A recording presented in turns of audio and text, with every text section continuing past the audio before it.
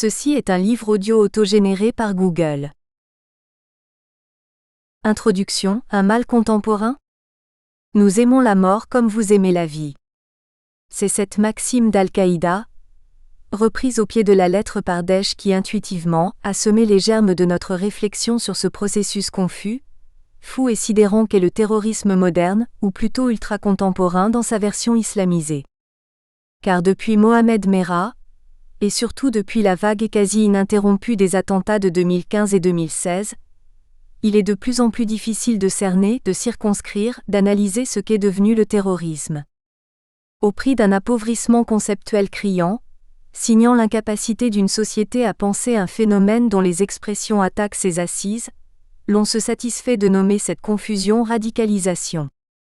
Mais l'expression radicalisation est-elle une fin en elle-même et suffit-elle à condenser le sens de ce phénomène? Peut-on ainsi se passer de définir ce qui est en train de se radicaliser? Peut-on continuer à éviter de préciser les formes de cette radicalisation? Peut-on accepter le flou sémantique, rempart fragile face à la sidération? Ce qui nous semble être une impasse terminologique n'en est pas moins signifiante. Car que vient exprimer ce recours effréné au terme, au contour flou de la radicalisation, si ce n'est pointer un processus où la mort est recherchée pour elle-même, devient une fin en soi. Le seul vocable radicalisation, sans épithète ni qualificatif, radicalisation de, souligne la dimension presque uniquement quantitative de ce que l'on cherche à conceptualiser. En miroir à l'abrasement subjectif en jeu dans la radicalisation, le collectif social se voit émoussé dans ses capacités de représenter, de donner forme et sens à ses attaques mortifères. Le terrorisme islamiste traditionnel, djihad et première génération d'Al-Qaïda, n'a pas suscité tant de difficultés d'élaboration. Tout en conservant des particularités spécifiques vis-à-vis des idéologies auxquelles elle se réfère, la démarche de ces terroristes ancienne génération semblait pouvoir être appréhendée, comprise et cernée. Tout comme pour le FLNC ou l'ETA, la filiation historique et idéologique de ses membres pouvait être retracée, le cheminement repéré. Surtout la question de l'utopie et donc de l'idéal semblait centrale. La cause, fétichisée, devient alors l'objet psychique ultime de l'investissement libidinal et narcissique. Les personnes rencontrées en détention et condamnées pour des faits de terrorisme, djihad, FLNC, ETA, présentent souvent un niveau d'élaboration de la pensée élevé, une structuration de la personnalité secondarisée, un repérage identitaire clair mais revendicatif. Ces personnalités, organisées, peuvent ainsi avoir recours à la violence sans culpabilité tant qu'elle est circonscrite à l'avancée de la cause. Cette violence s'exprime donc au sein d'un clivage de l'objet, du monde, la partie mauvaise pouvant être destinataire d'attaques infinies. En revanche, les sujets rencontrés dans le cadre de la lutte contre la radicalisation violente d'aujourd'hui, en lien avec Daesh, ayant fomenté ou réussi un départ en Syrie ou un attentat, semblent s'inscrire dans des registres beaucoup plus archaïques de fonctionnement. Si utopie il y a, elle est de chaos. S'il y a violence, elle est quasi indifférenciée. S'il y a doctrine, elle est peu maîtrisée. Surtout, s'il y a un objet ultime d'investissement, c'est bien de la mort qu'il s'agit, si bien que nous pourrons poser l'hypothèse d'une pulsion de mort déchaînée, d'un nihilisme jusqu'au boutiste comme moteur principal de ces trajectoires mortifères. Nous serons davantage confrontés au clivage du moi et au retour du clivé, de vécus d'effroi et d'agonie primitifs, derrière le caractère spectaculaire des passages à l'acte ou des discours les légitimant. C'est cette mutation clinique qu'il faut étudier derrière le vocable radicalisation, au-delà du classement dans le registre du terrorisme. Car comment expliquer alors qu'au nom de la cause islamisée, les incarnations contemporaines de ce terrorisme présentent de telles particularités cliniques? Nous partirons d'une conviction, un tel symptôme parle de son époque. La réaction au phénomène est tout aussi symptomatique d'une ère de l'abrasement de la pensée complexe, dans la mesure où le discours sécuritaire l'emporte sur toute tentative analytique et humanisante de ces expressions extrêmes du malaise actuel dans la civilisation. Les actes commis au nom de Daesh sont sidérants. On s'en prend à la jeunesse festive parisienne, aux juifs, aux supporters de foot, aux prêtres, aux policiers, aux badauds du 14 juillet, aux musulmans, aux clients d'une boîte homosexuelle, à des enfants, à des vieillards, à des représentants de l'autorité publique, à des civils. Les cibles de cette violence moderne, dont on peut percevoir les ressorts communs avec la violence de masse, mass murders, ou la violence psychopathique sans teinte idéologique, semblent peu identifiables, confuses. Une condensation entre cibles pseudo-idéologiques et cibles personnelles peut d'ailleurs être parfois retrouvée. Ainsi, la boîte LGBT située à Orlando était fréquentée par Omar Mateen, l'auteur de la tuerie du 12 juin 2016, visiblement dans une autre perspective que celle de la Taqiyya. De même, le policier de Magnanville abattu était connu personnellement de son bourreau. Surtout, il nous semble qu'au-delà du dépositaire-récepteur victime de cette violence au nom de l'État islamique, c'est la mort elle-même de l'auteur de cette violence qui est recherchée. Le martyr pourrait ainsi être identifié chez certains comme une quête en soi, prioritaire à la réalisation de l'utopie de la cause. En témoignent nos rencontres cliniques qui explicitent cette quête ou les attentats commis contre des militaires armés par des individus simplement munis d'un couteau, abattus avant même d'avoir pu approcher leur cible, et qui, dans leur vidéo testament, affirment atteindre le martyr par cette voie. Les morts de l'un, soit, et de l'autre sont alors amalgamés, condensés, indifférenciés. La violence est déchaînée, la mort envahissante.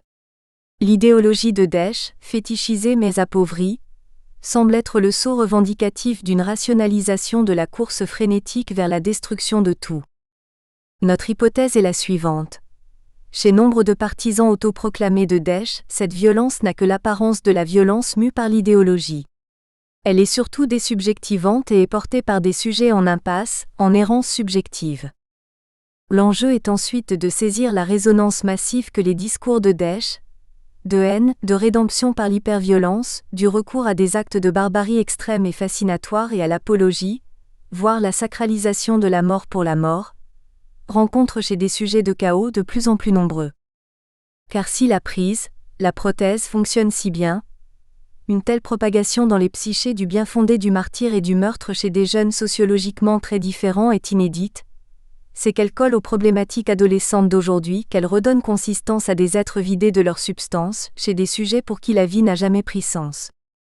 Nous tenterons ainsi dans un premier temps de circonscrire par un détour théorique les contours des traumas précoces originant l'impasse subjective et le recours à la violence déchaînée, psychopathique. Nous tenterons ensuite de démontrer la particularité des modes de subjectivation de l'ère contemporaine et l'influence de la mondialisation, des réseaux sociaux, des confusions idéologiques et politiques, dans le délitement du lien social, de l'appauvrissement du lien à l'autre, de l'évitement de l'altérité et de l'évidement de la consistance interne. Nous décrirons ce qui nous semble être de nouvelles formes de subjectivité préjudiciée, Ich-Lust, sujet de l'image, pour illustrer les points d'achoppement du processus de sujéisation. À partir de notre pratique clinique et d'études de cas, nous approcherons la problématique centrale de la radicalisation, les particularités de sa violence ultra-contemporaine, de ses rapports avec l'idéal et la pulsion de mort. Nous tenterons d'exposer en quoi elle peut devenir une addiction au morbide, rationalisée par le recours approximatif à l'idéologie. Nous tenterons d'établir une nosographie de la radicalisation, et tenterons d'entendre ce qui se trame derrière ce signifiant maître qu'est devenu la radicalisation, pour proposer une nouvelle terminologie. Aussi, nous étudierons les difficultés que pose cette clinique de l'archaïque aux cliniciens en termes transféraux contre-transférentiels et considérerons les enjeux éthiques qui se déploient au niveau thérapeutique, mais plus largement social, avec un tel phénomène. Le traitement pénal de ces affaires, envisagé comme la réponse sociale et symbolique à ces attaques et ces éventuelles dérives en termes de tout sécuritaire, ou tout renseignement, seront également exposés. Pour terminer, nous décrirons les modalités de prise en charge individuelle et groupale développées dans notre clinique. Problématique. Notre travail s'élaborera autour d'une hypothèse centrale. L'écho inédit trouvé par la trame narrative et scopique proposée par Daesh s'explique par son adéquation avec les affres des subjectivités contemporaines. En effet, nous pouvons poser comme particularité contemporaine la place que le réel, au sens lacanien, occupe dans l'édification avortée ou obturée de la subjectivité chez des sujets captés par le scopique, que nous appellerons sujets de l'image, et non du spéculaire. Cette non-métabolisation du réel laisse le sujet quasi hors symbolique, hors manque. Cet envahissement de la subjectivité par le réel est à entendre comme une effraction primitive, venant de traumas précoces non métabolisables, chez un sujet en construction non soutenu dans le processus subjectif par l'autre. Plus que de manque, il s'agit de défauts d'autres et donc de sujets, ce qui peut nous faire aboutir à une nouvelle hypothèse, celle de la subjectivation. Le sujet est alors laissé aux prises avec l'effraction du réel qui ne se métaphorise pas, reléguant une grande part de l'expérience traumatique clivée, mortifiée, dans le registre du clivage auto-narcissique. Alors le sujet ne peut qu'achoper, rater autour de cette béance, de ce traumatisme. Demeure alors l'archaïque pur qui scandera la vie et les actes d'un sujet de la discontinuité, au titre du retour du clivé, répétition à l'identique du mortifère. En cela, l'imagerie de Desch vient actualiser le collapsus réel imaginaire grandiose mais de mort, chez ces sujets agoniques.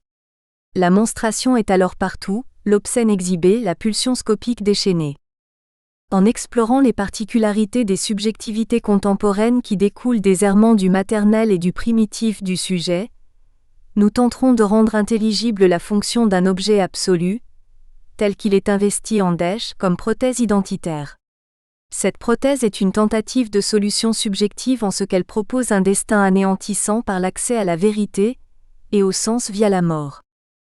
Par l'analogie avec l'addiction, nous témoignerons, à travers des exemples cliniques, des bénéfices trouvés par le recours à cet objet absolu, qui n'en demeure pas moins étranger au sujet, asymbolique, et convoque in fine la mort. Dans une troisième partie, nous tenterons de répondre à l'énigme de ces subjectivités contemporaines agoniques, dont le paroxysme se déploie avec la proposition annihilante de Desch en situation transférentielle. Sommes-nous en effet face à une clinique inédite où le réel est premier ? Confinons-nous aux limites de l'analysable quand les mots désertent et que l'image et les signes écrasent les signifiants ? Car il nous semble que cette clinique renvoie à des béances narcissiques, au mimétique où l'objet demeure réel et étranger. Nous aurons à ce titre recours à certains néologismes, nécessaires pour tenter de conceptualiser ce qui relève de l'innommable et de l'inédit. Quand la violence archaïque devient l'apanage du sujet qui ne tient que par le scopique, le clinicien est-il encore en mesure de penser et de proposer l'absolument nécessaire, vital en ces circonstances, la mise en mots ? Première partie, le sujet en errance et en violence. Un sujet du contemporain ? La métapsychologie freudienne, ainsi que les développements théoriques de ses successeurs, nous ont permis de penser la construction des assises du sujet, depuis les stades primaires, ceux que traverse l'enfant jusqu'au remaniement de l'adolescence. Nous nous intéresserons ici à la revue des conceptualisations qui nous paraissent les plus utiles pour comprendre l'originaire, ses traumas précoces et leur retentissement sur l'édifice subjectif. Ces bases théoriques sont essentielles pour appréhender les blessures primitives du petit homme, et leur réactualisation dans les pathologies du narcissisme. Car l'ère contemporaine nous semble être celle du narcissisme, de ses affres, de sa jouissance, de son infinité et de son gouffre. Les formes inédites de ces béances subjectives nous paraissent émerger, dans des modalités d'expression variées mais réunies en ce qu'elles nous renvoient à l'attaque du corps, à la prépondérance de l'agir, au vide de la pensée, à l'inconsistance plus ou moins bien compensée de l'être, à la haine de l'autre. Avidité scopique dans le visionnage de vidéos sur Internet, déferlement de haine sur les réseaux sociaux, surinvestissement de son image virtuelle ou réelle, évacuation de la complexité de la pensée, chaos et nihilisme dans l'expression de la violence. Tels sont les concepts que nous comptons étudier dans ce travail qui pose la question de ces nouveaux troubles de la subjectivité et de leur manifestation dans les violences contemporaines. Une réflexion autour des conceptions du recours à l'agir et de la fonction de l'acte violent sera donc proposée afin de délimiter les premières clés de compréhension de ces extériorisations du chaos interne. Ces premiers développements, s'ils ont le mérite de poser les premiers jalons de notre réflexion, nous confronterons à l'évidence de la nécessité de nouveaux paradigmes pour penser ces subjectivités et ces violences contemporaines, dont la radicalisation est une forme. Car il nous semble qu'il y a quelque chose à saisir, quelque chose de particulier chez le sujet du contemporain lorsqu'il se radicalise, lorsqu'il essentialise son être à la violence. Il y a donc là de l'inédit à penser pour entendre, accueillir et ne pas passer à côté de ces sujets, pour sonder toute la destructivité qu'ils portent et qu'ils dirigent à la fois contre eux et contre l'autre. Nous aurons donc besoin de revisiter les conceptualisations classiques, pour offrir des perspectives de mise en pensée de la sidération que provoque cette impression de chaos dans le délitement du lien social actuel, dans l'anarchie d'une violence sans code ni loi interne. Car plus que de la métapsychologie du primaire, nous aurons besoin de penser l'archaïque et l'originaire, l'agonie fondamentale pour sonder les abysses de ces sujets de chaos, qui sont ceux que le sens commun a nommés radicalisés. Une théorisation du chaos subjectif, à entendre en termes d'expérience primitive d'agonie du sujet dont l'effraction ne peut laisser que mutilation et déliaison, paraît essentielle.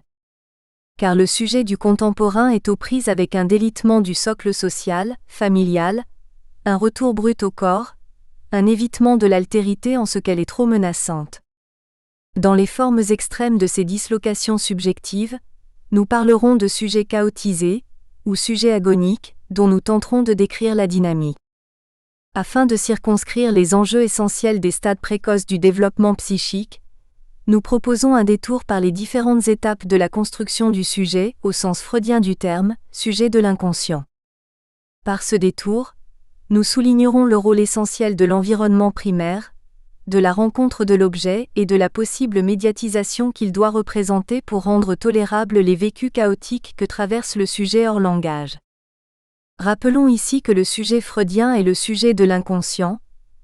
Il est régi par le mécanisme princeps du refoulement et de ce fait, se voit limité et empêché dans l'atteinte de la satisfaction totale de ses désirs et pulsions.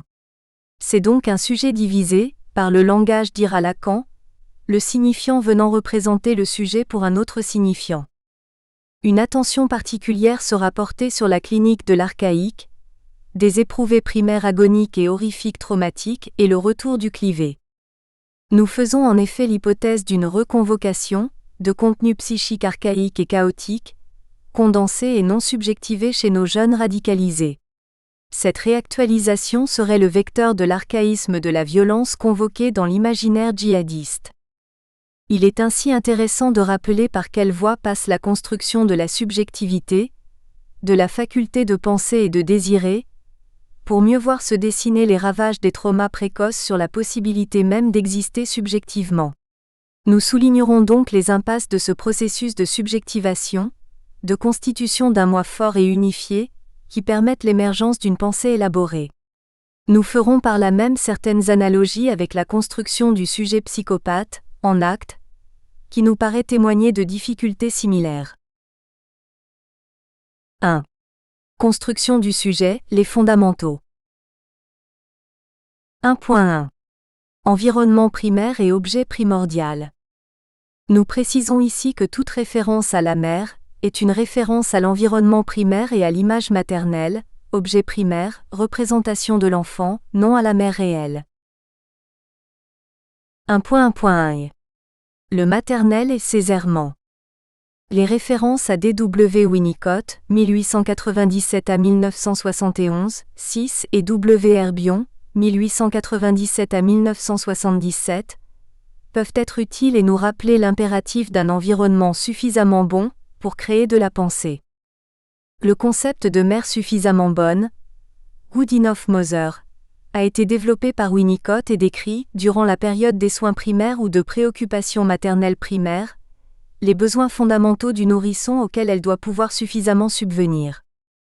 Rappelons l'environnement que la mère suffisamment bonne doit être capable d'assurer à son bébé. Identification projective. L'enfant projette sur sa mère des éléments bêta, d'origine sensorielle, et induit chez elle des sentiments dont il veut se débarrasser.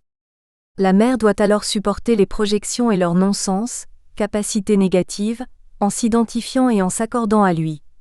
Les projections reviennent alors à l'enfant désintoxiqué, allégé de l'excès d'émotions et métabolisé par la contenance maternelle, fonction alpha.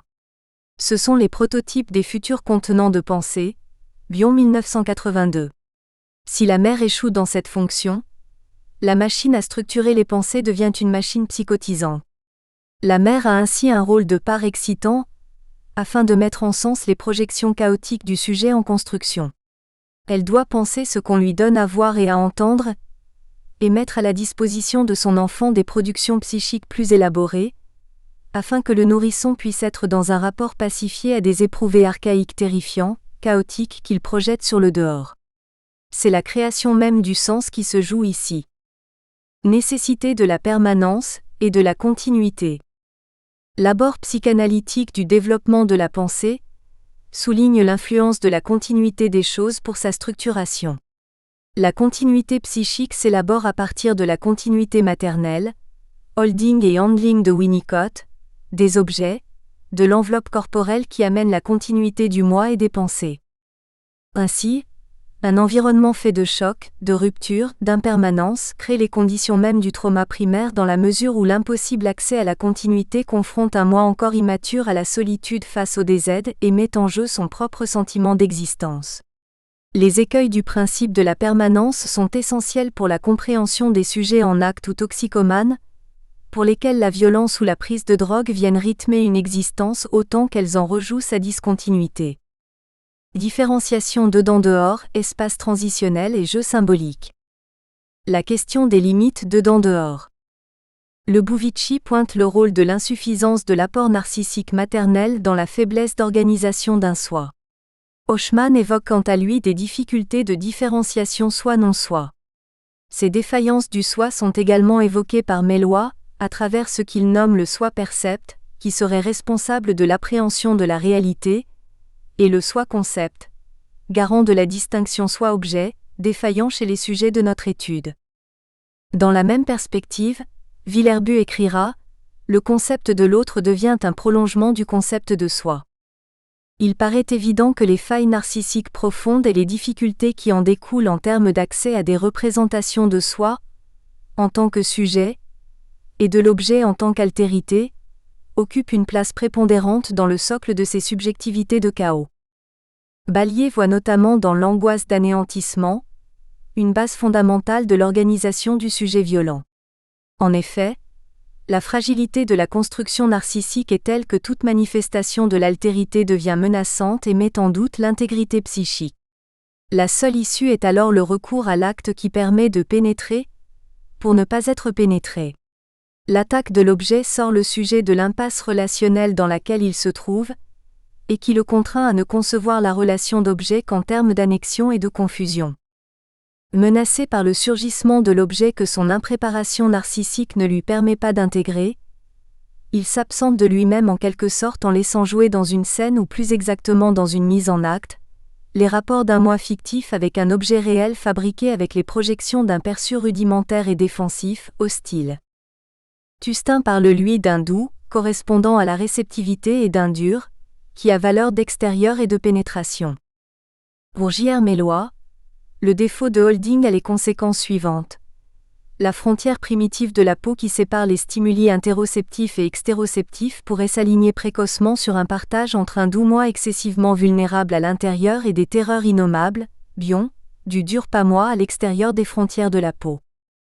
C'est dans ce contexte qu'intervient le mode défensif privilégié du sujet violent qui, selon Ballier, anticipe le risque de pénétration du dur en projetant sur tout environnement la perception d'un danger et son impossibilité à s'abandonner à un doux qui réveillerait la terreur d'être absorbé. À travers ces projections confuses, l'environnement est donc perçu comme dangereux pour la survie du moi car toujours susceptible de l'annihiler. L'intérieur, lui, ne peut constituer un refuge fiable puisqu'il est trop faible et indifférencié pour parer les angoisses archaïques telles que la peur d'être dévoré en l'absence de support narcissique suffisant. En reprenant la thèse de Kinable qui évoque le statut psychique d'agent de l'acte plus que d'auteur dans le cas de la psychopathie, Ballier comprend l'acte violent comme un refuge dans une toute-puissance contre une menace d'anéantissement. Cette terreur innommable, pour reprendre le terme de Bion, est en lien avec la porosité des limites du corps et donc de contenants psychiques. Le bon fonctionnement du système psychique requiert une condition fondamentale, l'existence d'une limite, d'une cloison entre ce que l'enfant ressent comme interne, rêverie, pensée privée et externe, le réel sensoriel, les pensées communiquées. Cette différenciation est condition de la continuité corporelle, du moi peau dans yeux, 1985. Ultérieurement, la pensée devient le principal vecteur pour établir des liens entre dedans et dehors par le travail psychique des représentations. C'est la mère qui rend possible ce travail des représentations. Ces notions sont complétées par celles d'air intermédiaire, espace intermédiaire entre le dedans et le dehors, pas tout à fait intérieur puisqu'il commence à mettre en sens mais pas tout à fait extérieur puisqu'il garde un caractère privé et inachevé. Elle fonctionne comme une zone de partage entre les appareils à penser de l'enfant et de l'adulte. Limite et moi-peau. Anzieux donne la définition suivante de ce concept. Par moi-peau nous désignons une figuration dont le moi de l'enfant se sert au cours des phases précoces de son développement pour se représenter lui-même comme moi à partir de l'expérience de la surface du corps. Cela correspond au moment où le moi psychique se différencie du moi corporel sur le plan opératif, et reste confondu avec lui sur le plan figuratif. En rappelant que toute fonction psychique s'étaye sur une fonction biologique, il souligne l'importance primordiale des sensations épidermiques dans la constitution de la représentation psychique du corps en tant que contenant, qui en s'élaborant sera le socle de l'appareil à penser les pensées, de Bion. La peau a 3 fonctions essentielles, substrat du développement primitif du psychisme. C'est d'abord un contenant qui conserve à l'intérieur, le bon et le plein de l'allaitement, les soins, le bain de parole. C'est également une surface qui délimite le dedans du dehors, barrière qui protège des avidités et des agressions en provenance des autres. Enfin, la peau est un lieu d'échange avec autrui. Ces 3 fonctions fondamentales sont à l'origine de l'édification de barrières, qui deviendront les mécanismes de défense, et de la capacité de filtrage dans les échanges. Cette intégration des sensations de la peau en tant que facteur de développement psychique est régie par la pulsion d'attachement décrite par Bowlby, 1958, pulsion qu'il différencie de la pulsion orale puisqu'elle serait primaire et non sexuelle, qui a pour but de maintenir la mère protectrice et prodigue en soins accessible. 1.1.2 Mère archaïque et narcissisme primaire. Nombre d'auteurs s'accordent sur l'incidence des distorsions, carences et discontinuités des relations précoces dans l'avènement de la violence et de l'échec de l'avènement de la pensée. Un défaut d'accordage entre les besoins de l'enfant et les réponses de la mère semble être relevé dès les premiers moments de la vie du petit homme. Pour J. Hochman, le processus d'autonomisation de l'enfant serait entravé par une mère satisfaisant ses désirs avant même qu'ils naissent. La précarité de la différenciation soit-non soit du sujet violent en serait une conséquence. Pour Hermizès et F. Castagnet, il s'agirait davantage d'une attitude inadaptée de la mère à l'égard du désir de l'enfant qui la ressentirait comme intrusive, et donc comme obstacle à toute tentative de structuration du moi. La précarité de l'établissement des premières relations objectales et du processus d'individuation est à la base de la défaillance du narcissisme primaire. La défaillance maternelle rend précaire le support des identifications primaires. De Braunschweig rappelle l'importance capitale des apports libidinaux de la mère à son enfant dans la constitution du narcissisme primaire, en permettant l'intégration des excitations diffuses et en elles-mêmes désorganisantes. Elle situe l'origine du trouble à un niveau très archaïque du développement psychique, dès les premières relations fusionnelles à la mère, bien en deçà du principe de plaisir. Serge Lebevici, quant à lui, évoque de graves carences d'apport narcissique primaire maternel à l'origine d'un sentiment de discontinuité dans le vécu et dans la permanence des objets. Cette discontinuité, entravant la structuration du moi, aboutirait à de sérieuses insuffisances dans le processus d'élaboration mentale. Flavigny, qui introduit la notion d'organisation à expression psychopathique, place lui aussi la carence du narcissisme primaire, due à la discontinuité des relations précoces avec la mère, entre hyperprotection et rejet massif, comme facteur principal du développement du trouble. La mère, ne tolérant pas la rupture du lien symbiotique rassurant à son enfant, n'investit pas son autonomisation et fait barrage à toute tentative d'expression de son moi. L'enfant se trouve donc inconditionnellement dépendant des impératifs maternels inconscients, au détriment de son autonomie personnelle. La mère s'identifie aux tendances oppositionnelles et agressives du ça de l'enfant au stade anal, et oscille entre gratifications excessives et rejet massif. C'est donc l'incapacité des mères à structurer un lien affectif tel que l'enfant ait la possibilité d'investir le contrôle, la rétention et le différé des satisfactions immédiates qui cristallisera l'évolution vers la psychopathie. 1.2. La faculté de penser, désarrimage symbolique et fantasmatique archaïque. 1.2.1. La symbolisation, pivot du sujet.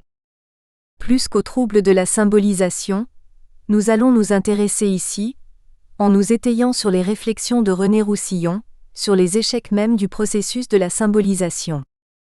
Dans un premier temps, nous tenterons de retracer les étapes de ce processus, d'en identifier les ressorts, de les mettre en perspective avec la construction de la subjectivité afin de cerner le retentissement d'éventuelles défaillances et échecs et d'en apprécier les expressions cliniques.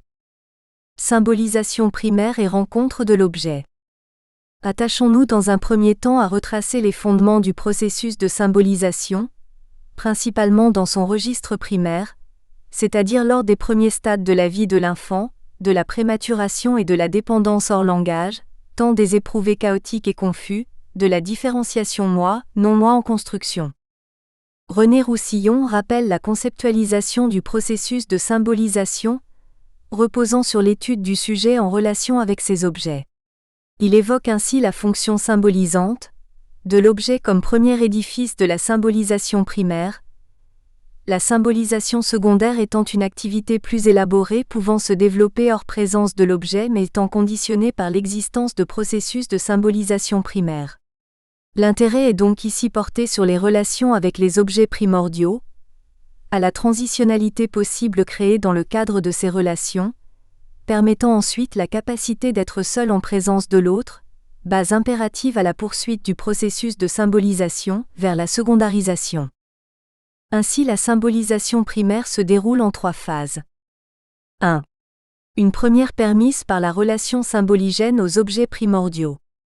2. Une seconde autorisée par les premiers jeux auto-subjectifs dans la solitude en présence de l'objet. 3. Une troisième se développant sur la scène intrasubjective de l'activité onirique. On peut alors décrire 3 mouvements dans le processus psychique. Un premier où l'expérience vécue est saisie de façon brute et s'inscrit en trace, matière première psychique, pour être par la suite mise en forme et liée en représentation de choses, puis enfin en représentation de mots, en s'inscrivant dans le langage, symbolisation secondaire mise en sens. Au premier stade, se crée la matière première de la psyché, trace à partir de laquelle va s'ébaucher le processus de symbolisation. Cette matière, non encore organisée, mêle dedans et dehors sujet et objet, passé et présent. Elle est multidimensionnelle, confuse. Il s'agit des premières perceptions de l'enfant confronté dans un imbroglio confusionnant à des stimuli extérieurs et internes, non différenciés dans un premier temps, qu'il ne peut mettre en forme et qui demeurent chaotiques dans le sens où elles ne sont pas organisables telles quelles par le sujet seul. Ce chaos perceptif et représentatif se présente au sujet qui dans un premier temps, doit pouvoir l'inscrire en lui pour le traiter et le faire sien. Transformer une perception brute en expérience. Les objets premiers, l'environnement primaire, ont alors un rôle fondamental et étayent le sujet en construction dans cette phase d'inscription, fonction alpha de Bion, et ont donc un rôle symboligène. Pour le sujet, il s'agit donc de se saisir de cette expérience pour l'inscrire, d'organiser perceptivement le chaos primitif de l'expérience au monde et de l'expérience de soi, des mouvements internes encore peu organisés, en traduction appropriable. Cette première tentative d'inscription, si elle n'a pas encore la forme de la symbolisation, est une phase d'organisation de la perception de ce qui arrive au sujet, tel quel, et qu'il doit transformer en tel qu'il le fait sien. Du fait même de sa complexité, cette matière première, notamment lorsqu'elle est débordante, traumatique, n'est pas d'emblée symbolisable, le sujet en devenir ne disposant pas encore des dispositions internes en capacité de traiter totalement, d'organiser et de traduire ses premières expériences.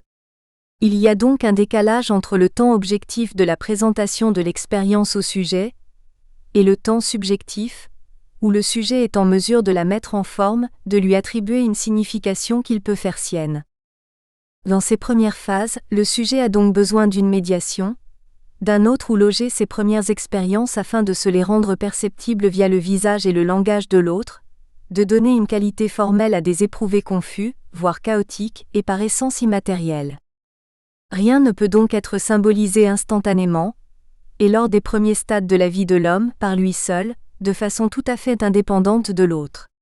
C'est cette première transitionnalité qu'est le dépôt chez l'autre de contenus chaotiques, rendus au sujet détoxifié, qui crée les conditions de l'appropriation du vécu, de la transformation d'une expérience en représentation interne subjective, de la symbolisation.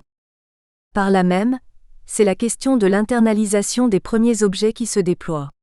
Rappelons que le petit Dom, en construction, hallucinant l'objet perdu, active la trace de la rencontre avec l'objet antérieurement perçu et retient son investissement. C'est ainsi que naît la représentation interne de l'objet, et par le renoncement à ce mode hallucinatoire de satisfaction du désir et par la soumission au principe de réalité primant sur le principe de plaisir, la possibilité de le symboliser. La symbolisation primaire, aboutissant à la création de représentations de choses, est donc cette première phase de déchaotisation des perceptions de l'enfant, de l'organisation de ses traces premières en contenu internalisable, vivable et subjectivable par l'intermédiaire d'un autre. La clinique de sujets radicalisés, que nous décrirons plus loin, donne accès au retour de ces traces pictographiques non intégrées et du chaos.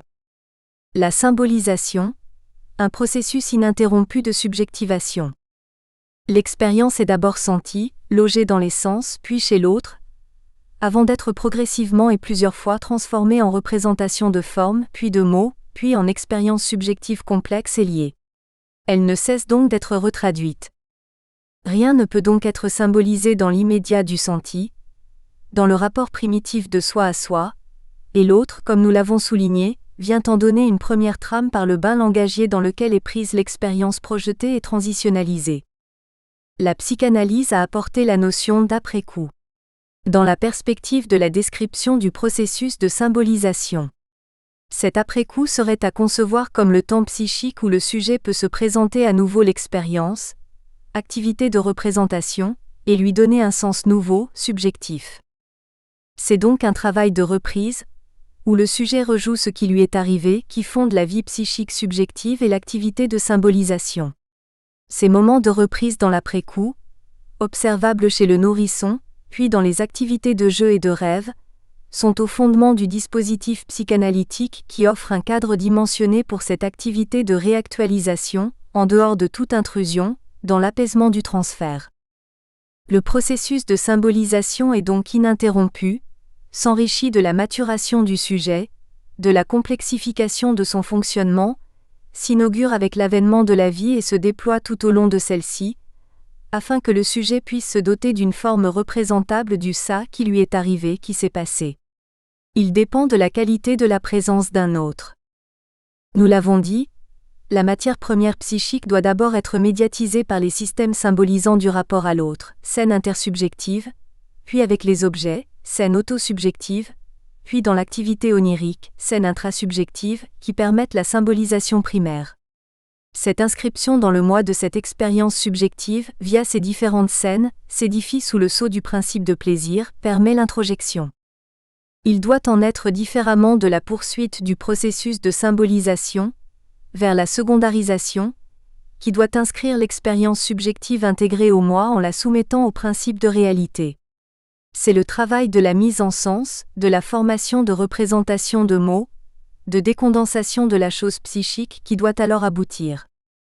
Ce travail, fondamental, est aux sources de la différenciation moi-non-moi, dans la possibilité qu'il offre de discriminer, dans ce qui est désormais la réalité psychique du sujet, ce qui est de l'ordre du moi de l'autre, du dedans et du dehors. Souvent, la reconnaissance du dehors passe par une expérience de déplaisir. En effet, certaines sources de stimulation sont constantes et endogènes.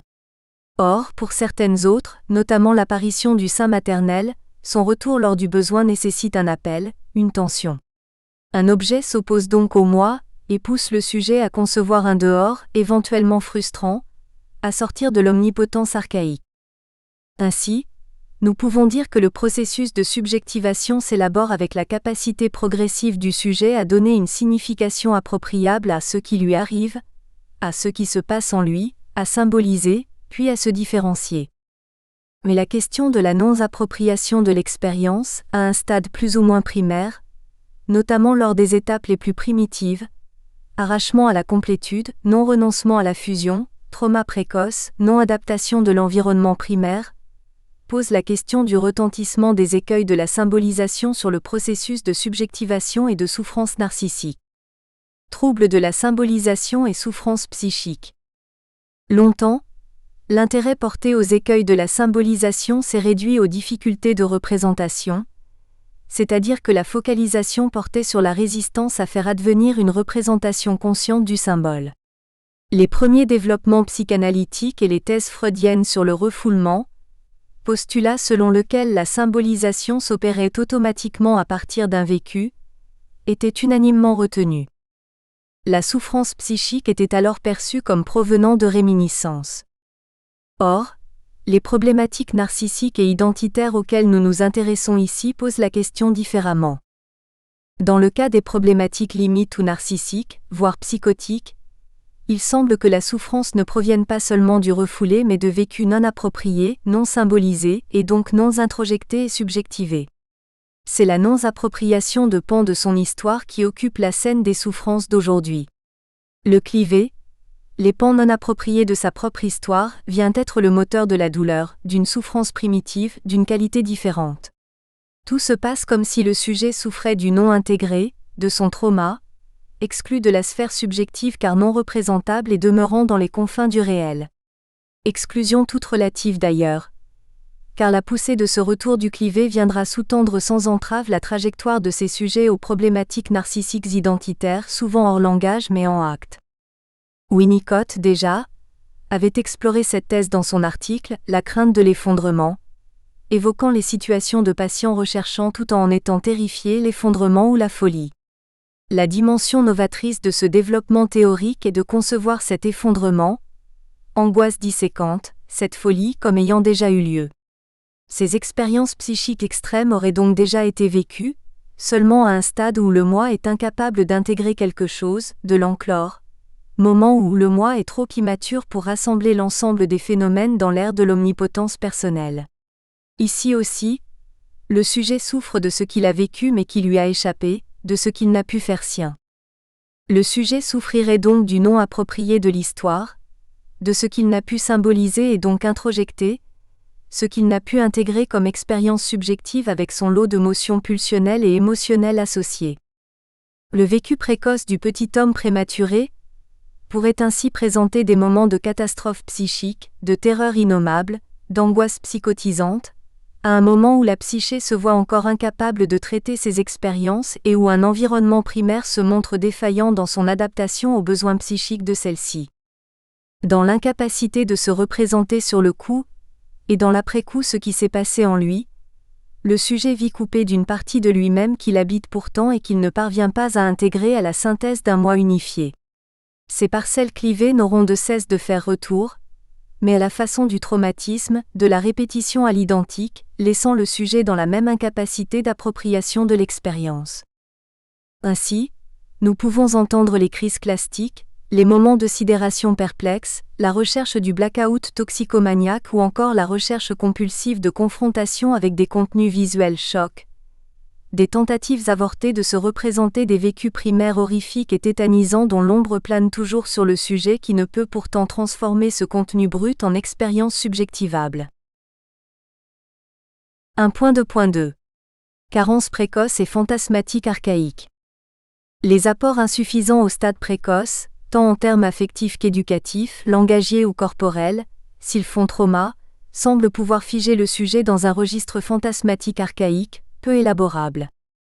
Cette pauvreté fantasmatique aurait ainsi pour origine la précarité de primes relations objectales, qui échouent dans ses fonctions d'étayage de l'incomplétude narcissique du nourrisson et de contenant face à l'émergence de fantasmes persécutoires. L'angoisse, ne rencontrant aucune limite, devient telle qu'il agit ses fantasmes, il passe à l'acte, mais par là même il appauvrit sa vie fantasmatique. La fantasmatique archaïque du nourrisson persécuté par le mauvais objet, frustrant et tout-puissant, semble être la trame, la toile de fond du sujet en acte ou tout en chaos. Si, comme le dit Freud, la haine précède l'amour dans la relation objectale, c'est justement ce passage de l'une à l'autre qui est ici barré. Car sans l'étayage d'une relation objectale rassurante, cohérente, contenante, où la haine peut laisser place à l'amour, le petit homme ne peut se départir de l'angoisse que suscite l'autre quant à son intégrité psychique. L'objet ne répond pas, ou de façon incohérente, aux demandes de satisfaction et de gratification de l'enfant, demeure persécutant, mauvais et tout-puissant, dans le fantasme du nouveau-né. Le bon objet reste inexistant, ou non permanent et imprévisible, et ne peut être internalisé. Avec M. Klein, nous pouvons dépeindre l'univers fantasmatique primitif du nourrisson et rester fixe chez le sujet adulte. Qu'arrive-t-il quand son désir et son attente ne sont pas satisfaits ? Une blessure profonde est alors infligée à son narcissisme. Il prend conscience de sa dépendance, il découvre qu'il ne peut satisfaire tous ses désirs, il pleure, il crie, il devient agressif. Face aux situations difficiles qui se présentent à lui, le nouveau-né éclate automatiquement, pour ainsi dire, de haine et d'un désir irrésistible d'agression. Le bébé projette sa propre agressivité sur ces objets qu'il ressent comme mauvais, et pas seulement parce qu'il frustre ses désirs. Nos sujets fonctionneraient donc comme des nourrissons traumatisés par le choc de ces frustrations et carences. Ils se voient enfermés dans un univers fantasmatique limité et primitif, au lieu d'être accompagnés par des castrations symboligènes sur la voie de la maturité et de la richesse psychique. Si, au cours de la relation pré-objectale, les expériences de satisfaction sont toujours faites sur un mode frustrant, le premier temps du développement, c'est-à-dire l'apparition du fantasme, la possibilité d'halluciner une satisfaction permettant l'attente, sera troublé et les embryons de pensée, qui ne sont guère à ce stade que des sensations, ne se développeront pas. Le second temps, constitué par l'apparition de la motricité et de l'action, prédominera sur le premier. Ainsi se créera un système où l'action précède la pensée. La réalisation immédiate du désir se fera sans délai, donc sans élaboration mentale. L'introjection d'autrui ne se fera pas et tout processus même de l'élaboration symbolique inconsciente restera atrophié. 2. La violence d'être. 2.1. Dynamique de la violence. La conception de psychopathologie dynamique, de J.R. Mélois. Dans son livre « Les psychopathes », J.R. Mélois propose de décrire ce qu'il considère comme les origines développementales de la psychopathie. Il se réfère alors à des processus très primitifs du développement psychique. Nous choisissons d'aborder cette théorisation spécifique de la psychopathie, car elle nous semble éclairante dans l'abord qu'elle propose des processus archaïques. 2.1.1. Le processus d'internalisation. Mélois reprend les définitions de Hartmann et Schaffer. Pour Hartmann, 1939, le processus d'internalisation est un transfert évolutionniste et phylogénétique de mécanismes régulateurs du monde externe vers le monde interne de l'organisme.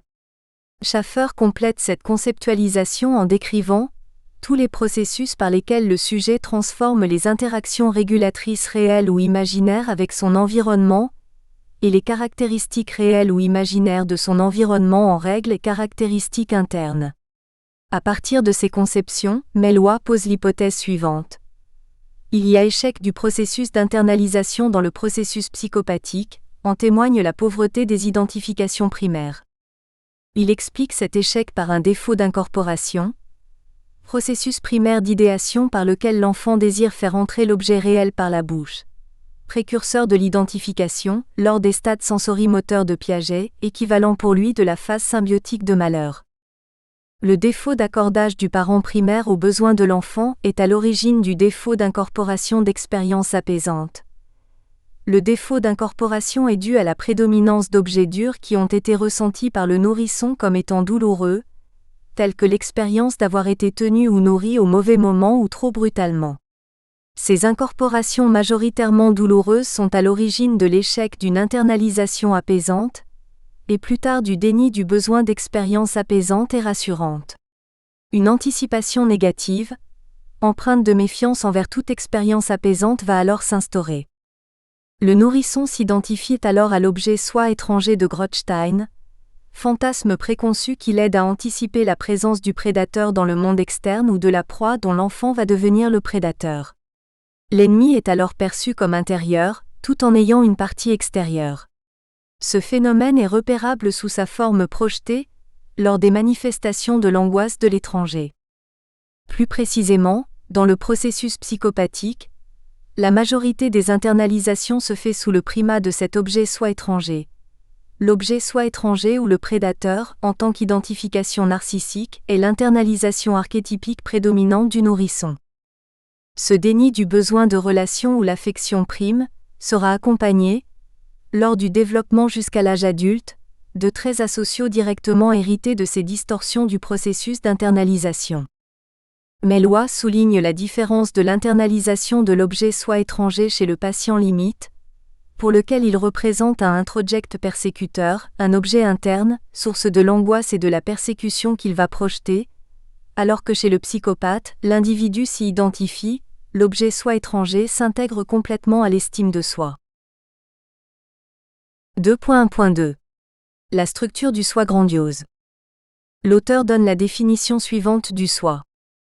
Je considère le soi comme une entité structurale et supraordinale contrairement à Kernberg pour qui le soi est une sous-structure du moi. Je suis en accord avec les formulations théoriques de Messner, pour qui le soi implique nécessairement un agent personnel et une subjectivité.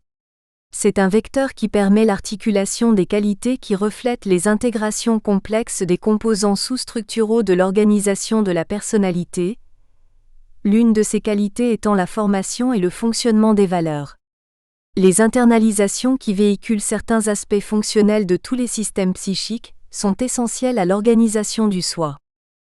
Le soi serait donc la première trame de l'édification de la personnalité, sous-tendue par les internalisations, de l'objet soi étranger dans le cas de la psychopathie. Pour Kernberg, la différence entre personnalité narcissique, dont la personnalité psychopathique est une variante plus grave et agressive, et personnalité limite est la présence d'un soi grandiose pathologique dans la première. Contrairement à Coët qui voit dans le soi grandiose une fixation à un stade primitif mais normal du narcissisme, Kernberg le considère comme distinct du narcissisme infantile normal. Il découlerait du fait que les images idéalisées de l'objet, au lieu d'être intégrées normalement dans le moi idéal en tant que tel dans le surmoi, sont condensées dans le concept de soi. Il en résulte une carence d'intégration du surmoi. Les frontières moi-surmoi sont estompées dans certains domaines et les aspects inacceptables du soi réel sont dissociés et ou refoulés en combinaison avec une importante dévalorisation dévastatrice des objets externes et de leur représentation. Ainsi, le monde intrapsychique de ces patients est peuplé uniquement de leur propre soi grandiose, par des images dévalorisées et fantomatiques de soi et des autres, et par des persécuteurs potentiels, qui représentent les précurseurs sadiques et non intégrés du surmoi, ainsi que les images d'objets primitifs et déformés sur lesquels a été projeté un sadisme moral intense. Pour Melloy, il existerait dans la structure de soi grandiose une dialectique entre un soi-percept satisfaisant qui maintiendrait l'épreuve de la réalité, et un soi-concept qui ne permettrait pas une différenciation nette entre les représentations de soi et de l'objet. Dans le soi grandiose, la fusion se produit entre les concepts de soi et d'objet et reste séparée du développement des percepts de soi et d'objet. Les concepts condensés de soi et d'objet dans la structure grandiose deviennent problématiques lorsque l'implication affective relationnelle est importante, car l'épreuve de réalité n'est plus contenue alors que les percepts de soi et d'objet se confondent. Une intimité prolongée requiert de l'empathie, reconnaissance de la valeur d'autrui et l'appréciation réaliste du concept de soi par rapport aux autres, alors que les concepts fusionnés de L', soi dans le soi grandiose imposent que les autres restent sans valeur propre et sans valeur empathique. Dans la structure de soi grandiose, la valeur propre de l'autre est niée et assimilée au sens piagétien à l'objet soi. Dans la psychopathie, les concepts de soi idéaux héritent des identifications à l'objet soi étranger, ce qui entrave la formation primitive du surmoi et contribue à la confusion conceptuelle soi-objet.